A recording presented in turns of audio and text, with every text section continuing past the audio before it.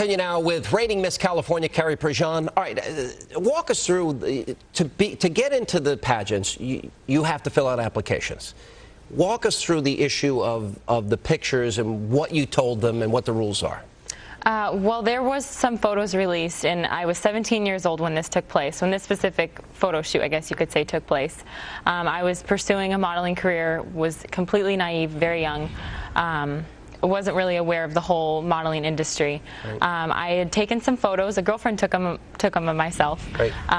And they were for application, not for publication, like I said today. Right. Basically, I submitted them to several different agents and several different, photographers and things like that, who then, published them and released them without my knowledge. It was, as you said today, this was for an application, right, not for a publication. Right. All right. And by the way, being a model, it's not a job for somebody who's, concerned about modesty. I mean, in the pageant competition. Right, exactly. Yeah. And I'm from California. A swimsuit for us is no big deal. And it is for fat old guys in New York like me. You're not going to see me in a swim. Oh, go ahead. Well, the photos that were released today, actually just hours before the press conference, they were photographs that it was a professional photo shoot, and it was held in California, and it was for a surf magazine. And I was asked before I even began the photo shoot, I said, okay, what am I going to be wearing today at this photo shoot? And he says, well, let me show you what the previous model wore last month. They feature a model every month.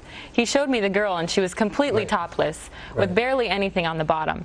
And I immediately said, I'm sorry, I'm not able to do this job. I'm going to have to leave. And he said, well, what do you feel comfortable doing? And I specifically said, I want to be covered up. Right. I want to be covered up on the top. I want to be covered up on the bottom. He then, provided me a vest as well as full coverage bathing suit bottoms. And then I recently found out today that this professional photographer released photos of me in between, shots of me. It was very windy. I was on a cliff. So he was sneaking shots. He was sneaking shots, exactly. It would be just like someone sneaking a shot of me getting dressed. I mean, it's inappropriate. And that is rule number one. You have to have trust with a photographer or a magazine. Exactly. Which specific photos? You said some were photoshopped. Which ones were the ones that were photoshopped? I would have to see them right here. I know that there was 2 or 3 that were actually photoshopped from the previous photo shoot that I did with my girlfriend and I. Right. All right. Let me ask you, to the extent that, where are you different today in terms of, because look, it's if you're going to be a model, that's what modeling is. That's what you do. Right. And my message to any young woman who wants to enter a pageant or get into the modeling world is, when you have a contract, you don't think about, well, gee, how many photo shoots have I done? I've done hundreds of photo shoots, and I really have to think about what photographer would totally just throw me under the bus, I guess you could say, and release these photos of me. And so you really don't think about that when filling out an application. Have you ever posed nude? Of course I have never posed nude. Which is for example, I have no doubt your career is about to skyrocket. Victoria's Secret's one level. Okay, would you do Victoria's Secret? Beginning modeling, that was my dream. To do that? To do Victoria's Secret, whether it's the pink line, which is a less more revealing, or, to be a Victoria's Secret angel. I think that would be amazing. If Playboy or any of these magazines, you would say no, absolutely not. And I even got a ridiculous offer by Vivid Entertainment to do a $1 million pornographic film, which I think is ridiculous. All right, well, let's talk a little bit about what happened at the meeting with Donald Trump today, because it went on for a long period of time, and apparently you were able to work out issues. Bring us behind the scenes. What happened today? Well, this morning we all met with Donald Trump. I basically explained to him that I would like... He's fun, isn't he? He's a great guy. He really is. He really believes in empowering women, and he supports what's right. And so I basically just told him, please allow me to let my voice be heard. I would like, the Miss California organization held a press conference the day before, and they had their opportunity to let their voices be heard. What was this miscommunication that he talked about between you and the pageant people? Well, we haven't been communicating one way or the other.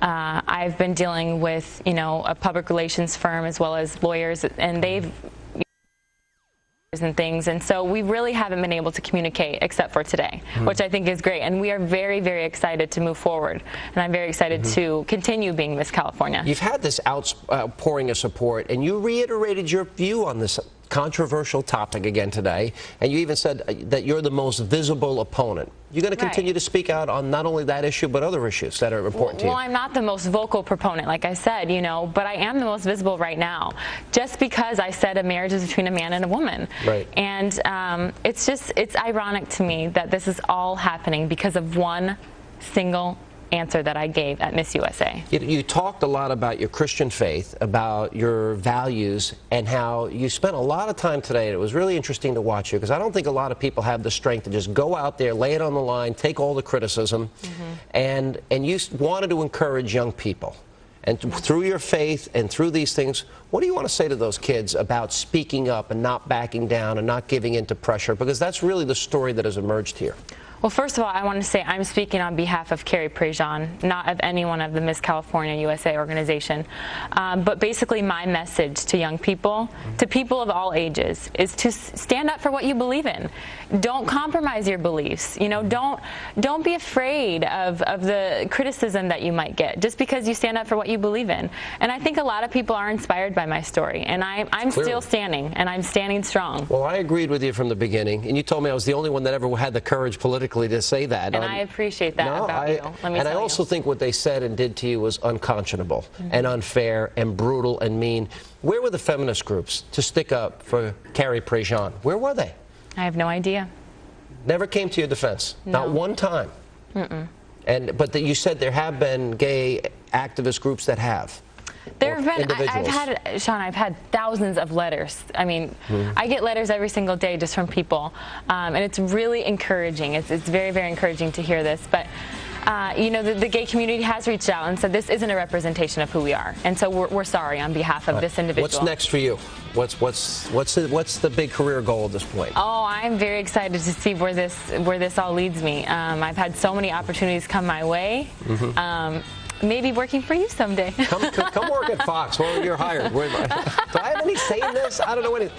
Well, you brought me, Barack Obama, and Hillary together. That's a lot. That's a lot of unity. I know, exactly. I admire your courage and your outspokenness and how you've handled this with a lot of grace. Now, you were willing to forgive Perez Hilton. I need to grow. I'm not where you are yet, so I'm going to work on that. Thank you. Carrie, good to see you. Come back and see us. Thank we appreciate you very much. And coming up, as employers around the country are cutting jobs, the federal government is going on a hiring spree. We'll tell you that story next. And don't forget, it's Text Vote Friday, and we're asking if you think that Carrie should have, in fact, kept her crown. You can text us at 36288. A for yes, B for no, C doesn't matter. I voted A. Your answer's at the end of the show.